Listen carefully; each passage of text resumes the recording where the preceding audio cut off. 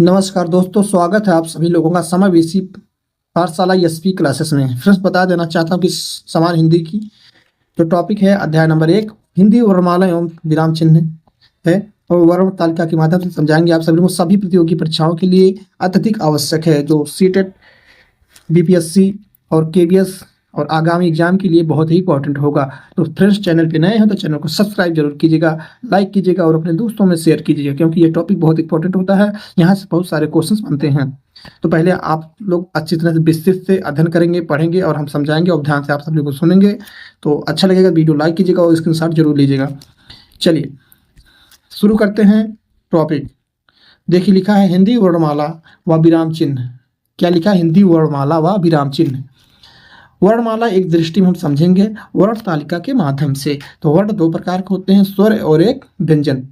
दो भागों में बांटा गया है, स्वर और एक व्यंजन, याद रखना। स्वर की बात अगर हम करेंगे ना फ्रेंड्स, तो एक ह्रस्व स्वर होता है, दूसरा दीर्घ स्वर होता है, ठीक ना। तो ह्रस्व स्वर में जो होता है ना, छोटा आ, छोटी ई, छोटा ऊ और री, चार प्रकार के होते हैं ह्रस्व स्वर। और दीर्घ स्वर की बात करेंगे तो उसमें बड़ा बड़ा मात्रा सब लगे। देखिए, बड़ा आ, बड़ी ई, बड़ा ऊ, ए, ऐ, ओ और औ, 7 प्रकार के दीर्घ स्वर होते हैं। तो ये टॉपिक जो आपको अच्छी तरह समझना होगा, ठीक है ना। तो व्यंजन की बात करेंगे ना, व्यंजन की बात करेंगे। देखिए, व्यंजन है ना, स्पर्श व्यंजन। एक तो स्पर्श हो गया, ये 4 प्रकार के होते हैं, ठीक है ना। एक तो स्पर्श हो गया, दूसरा अंतस्थ हो गया, तीसरा है उष्ण और चौथा है आगत और पांचवा है सनित्य। बात करें स्पर्श की ना, तो इक्का वर्ग से पा वर्ग तक होता है, तथा ना और ढा जो भी हो उसमें 25 प्लस 2 ऐड करेंगे तो 27 टोटल हो जाएगा स्पर्श में। वहीं अंतस्थ की बात करेंगे ना, या, रा, ला, वा, ये 4 प्रकार के होते हैं, ठीक है ना। जो रा होता है वो क्या होता है? लुंठित होता है। और ला होता है जो हो वो पार्श्विक होता है, ठीक है ना। ये होते हैं अल्प महाप्राण होते हैं। बात करें उसमें की तो सस्य होते हैं, संघर्षी होते हैं। जो बड़ा सा होता है खट्टी सा, छोटा सा और सा होता है, ये महाप्राण में आते हैं, ठीक है ना। ये भी 4 प्रकार के होते हैं। बात करें आगत, जा और फा होते हैं, जा और फा, इसको पढ़ेंगे, ठीक है ना। वहीं पे संयुक्त बात करेंगे तो छा, त्र, ज्ञ और स्रा, ठीक है ना। ये 4 प्रकार की होती है आप सभी लोगों के। बात करें छा की, तो छा भी जानते कैसे बनता है। संयुक्त का प्लस खट्टी सा से क्या होता है, ये छा बनता है, ठीक है ना। वहीं त्रा की बात करेंगे, त्रा और रा बनेगा, जा से जा और यहाँ बनेगा, और बड़ा सा और रा से आपका बनेगा स्रा, ठीक है। तो चलिए अभी हम इसको ऐड करेंगे। देखिए, स्पर्श हो गया और अंतस्थ हो गया, उसमें हो गया, तीनों को अगर ऐड करेंगे ना तो यहाँ पे आ जाएगा स्पर्श 25 प्लस अंतस्थ 4 और उसमें 4, कुल टोटल व्यंजन मिला के आपको हो जाएंगे 33। याद रखना 33 हो जाएंगे ना। और इसको दोनों अक्षर जो है ना, इनको छोड़ के रा और ढा वर्ण को छोड़कर, ठीक ना।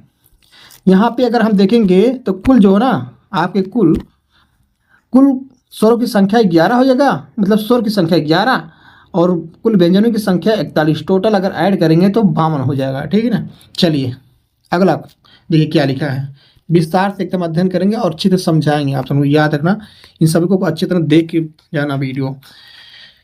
तो हिंदी वर्णमाला पुनर्विलोकन के बारे में फिर हम समझेंगे। देखिए, जिन वर्णों का उच्चारण बिना किसी अवरोध के तथा बिना किसी दूसरे वर्ण की सहायता से होता है, उन्हें कहते हैं स्वर। उन्हें क्या कहते हैं? स्वर, ठीक है। अगला लिखा है, लाइन क्या लिखा है कि जिन स्वरों के उच्चारण में कम समय लगता है, ठीक है ना, उन्हें क्या कहते हैं? उन्हें ह्रस्व स्वर कहते हैं। इसको पढ़ेंगे क्या? ह्रस्व स्वर कहते हैं, ठीक है ना। अगला देखिए लाइन क्या लिखा है, जिन स्वरों के उच्चारण में ह्रस्व स्वरों से अधिक समय लगता है उन्हें हम क्या कहते हैं? उन्हें हम कहते हैं दीर्घ स्वर। याद रखना, दीर्घ स्वर हम कहते हैं, ठीक है ना। तो चलिए अगला टॉपिक क्या है, देखिए अगला स्लाइड लिखा है कि ह्रस्व स्वर ना आ, ई, उ, री होता है। मूल स्वर क्या होता है?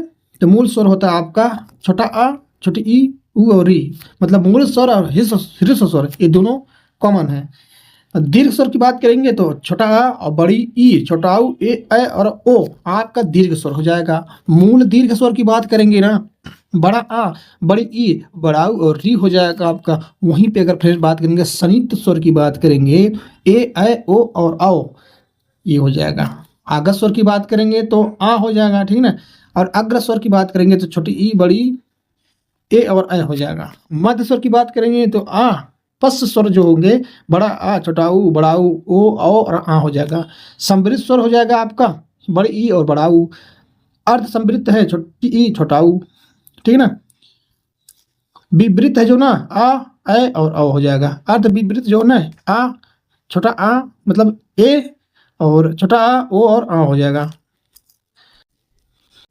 कुल व्यंजनों की संख्या की बात करेंगे, याद रखना ये तीन जो टॉपिक ना बहुत इंपॉर्टेंट है, याद रखना, ठीक है ना। ये तीनों जो लाइन है इसको याद रखना बहुत इंपॉर्टेंट है, ठीक है ना। जो बताया हम पढ़ने वाले, देखिए लिखा है फ्रेंड, कुल व्यंजनों की संख्या 41 बिल्कुल सही है। और मूल व्यंजनों की संख्या बात करें 33, ठीक ना। स्पर्श व्यंजनों की संख्या है 25, याद रखना। तीनों एग्जाम में पूछा हुआ क्वेश्चन है और अच्छी तरह से इसको तैयार करके जाना, ठीक है ना। नेक्स्ट स्लाइड देखिए लिखा है क्या है, देखिए लिखा है फ्रेंड्स, उत्क्षिप्त व्यंजनों की संख्या क्या है। उत्क्षिप्त व्यंजनों की संख्या क्या हो जाएगा, वही ना, ये होगा आपका उत्क्षिप्त व्यंजन, ठीक है ना। यही है उत्क्षिप्त व्यंजन। ढा और ढा जो भी पढ़ेंगे ढा और ढा इसको पढ़ते हैं। उत्क्षिप्त व्यंजनों की संख्या 2 हो जाएगा, अंतस्थ व्यंजनों की संख्या 4 हो जाएगा, उष्म व्यंजनों की संख्या 4 हो जाएगा, ठीक है ना। उष्म व्यंजन वही बड़ा सा, खट्टी सा ना, छोटा सा और हा, अंतस्थ में या रा ला वा। आगत व्यंजनों की संख्या क्या है, और संयुक्त व्यंजन की संख्या 4 है, आगत व्यंजन की संख्या 2 है। संयुक्त व्यंजन जो होते हैं ना, देखिए अभी पढ़ा था ना, संयुक्त व्यंजन ना, छा से का प्लस खट्टी सा बनेगा, ता से जा और रा, त्रा से ज्ञा जा और रा, त्रा, ज्ञा से जा और रा बनेगा, ठीक है ना। और सरा से जो बनेगा ना फ्रेंड्स, वो बनेगा आपका बड़ा सा और रा। तो का वर्ग की ध्वनिया जो होती है का खा गा गा अंगा होगा, ठीक है ना। चा वर्ग की ध्वनिया जो होंगी ना वो चा छा जा झा यहाँ होगा, ठीक है ना। यानी कि का वर्ग होता है कंठ से और चा वर्ग तालु से, याद रखना। इन्हें भी जाने क्या लिखा, जिह्वा के आधार पर स्वर के प्रकार 3 होते हैं, अग्र स्वर, मध्य स्वर और पश्च स्वर। बिल्कुल सही बात है, ठीक ना। तो आशा करता हूँ आप सभी लोगों को समझ में आया होगा। तो चलिए समझ में आ रहा होगा। नेक्स्ट स्लाइड देखिए लिखा हुआ है वर्ण तालिका। देखिए वर्ण तालिका क्या लिखा है कि वर्ण तालिका क्या होता है, वर्ण विचार। हम वर्ण पे विचार करेंगे तो स्वर क्या होते हैं, देखिए स्वर 11 होते हैं, छोटा आ, बड़ा आ, छोटी ई, बड़ी ई, छोटा ऊ, बड़ा ओ, री, ए, आई, ओ, औ, 11 स्वर टोटल हो गए। अनुस्वार की बात करेंगे तो आपका हो जाएगा अंग, अंग और आह जो हो जाएगा आपका आ, बोलते हैं ना। विसर्ग में आ पढ़ेंगे, अनुनासिक में पढ़ेंगे आ। बात करें ना फ्रेंड, अंग की बात करेंगे ना, अंग जो बूंदी लगी है ना, इसे बोलते हैं जब नाक से ज़्यादा आवाज़ हवा निकले, ठीक है ना। नाक के माध्यम से जब हम किसी चीज़ को पढ़ते सहारा लेकर के, उसे बोलते अनुस्वार। वही अनुनासिक की बात करेंगे तो मुख से ज़्यादा और नाक से कम आवाज़ निकलता है, तो हवाएं जो होती है मुख से ज़्यादा हम लोग करते हैं प्रयोग, तो होता है आ, ठीक है ना। बोल के देख लीजिए आप सभी लोग। विसर्ग की बात करेंगे तो आह की बात है, ये विसर्ग हो जाएगा आपका, ठीक ना। आगत ध्वनिया कौन कौन सी है, तो अर्धचंद्र जो होता है ना, ये आगत ध्वनिया होती है, ठीक है ना। नुक्ता जो होता है आपका ये है, याद रखना। आगत ध्वनिया जो होती हैं, अर्धचंद्र जो होती हैं, ये होता है, ठीक है ना। ऐसे वहीं पे नुक्ता की बात करेंगे, ऐसे करके यहाँ हो जाएगा नुक्ता, ठीक है ना। आगत ध्वनिया होती है दो। चलिए देखिए व्यंजन की बात करेंगे। का वर्ग जो होता है ना, का खा गा घा अंगा, ये का वर्ग होता है कंठ से। चा वर्ग तालप पे होगा, टा वर्ग मूर्धा से होगा। ता वर्ग देखिए ता ता था दा था ना हो जाएगा आपका ना। पा वर्ग से पा फा बा भा मा हो जाएगा, जो पंचम वर्ण होंगे, ठीक है ना आपके। वहीं पे अंशस्थ की बात करेंगे, या रा ला वा हो जाएगा। उसमें बात करेंगे तो बड़ा सा, खट्टी सा और छोटा सा और हा हो जाएगा, 33 हो जाएगा टोटल इसमें। और संयुक्त व्यंजन की बात करेंगे, छा, त्रा, ज्ञा और स्रा हो जाएगा, ठीक है ना। तो समझ में आ रहा होगा आप सभी लोगों को। चलिए बढ़ते हैं अगले टॉपिक की तरफ।